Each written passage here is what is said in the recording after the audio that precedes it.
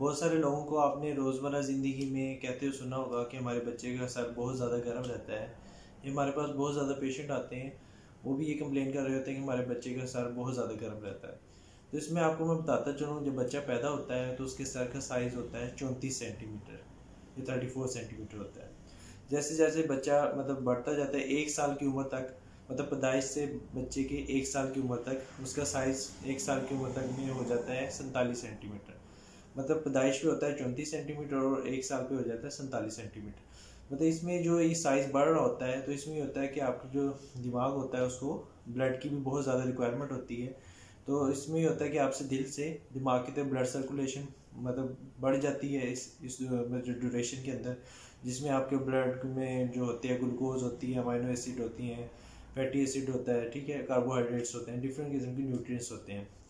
तो इसमें ये होता है कि ब्लड जो आपके होता है कि ग्रोथ की वजह से ही होता है कि आपके बच्चे का सर गर्म रहता है।